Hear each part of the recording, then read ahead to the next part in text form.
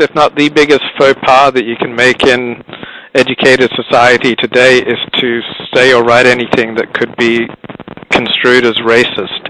Yes. So what are the implications for that, for how people write about race in sports? Yes. I think what you're hearing in my answers is that you steer clear of it. There's probably less candor and less experimentation and less bravery around those issues than around many others. I think, for example, you're afraid if you write something that could be misconstrued of being disciplined or fired. Because newspapers are businesses and have to protect themselves. So I think sports writers are more careful and less brave, and that includes me for sure, in those areas than just about anything else. They seem to be verboten. Yes. Are there any NFL coaches that enjoy their jobs, or do they all suffer like Bill Walsh did? I don't know NFL coaches as deeply as I knew him. Of course, he enjoyed part of it because he was very creative, and he got to do his game plans, and he got to win and all of that. My impression is that NFL coaches, it's a crummy life. They're away from their families a lot. They lose a lot of sleep.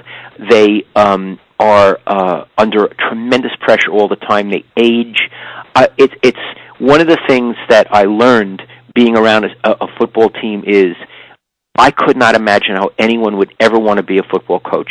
It seems like such a dislocating life. Okay, last question. What have you learned from being interviewed on the radio and or TV? Okay. In fact, I'm going to be on tomorrow morning at 8:30 on KMBR. What have I learned? I've learned that I'm pretty verbal and that I don't have to prepare in advance because there seems to be a mechanism in my head that's a cause and effect.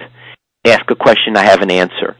So I've learned to have this sort of persona, which is very verbal, very colloquial, passionate, funny, informed, pretty bright, and I can convey that. And I like to do it. I love to talk. And as I said way early in our conversation, Luke, one of the reasons that I write the things that I do in the style I do, in the form I do, is because I like to have my say. Well, here on the radio, I have my say without even having to have the intermediary of a newspaper. I just have it directly. So actually, I found that I like it a lot. Wow, thank you so much, Lowell. This has meant a great deal to me. It's like a dream come true. Well, that's so nice of you, Luke. And I want to say I actually appreciate that you got in touch with me. I always admire people who have enterprise, and you really do. And in addition, you conducted one hell of an interview. You did great. I actually don't know if I could do as well as you did. You really were very good. Oh, thank you so much. That totally rocks. Okay, all the best. Thank you. Be well. You too. God bless. Bye-bye. Bye-bye.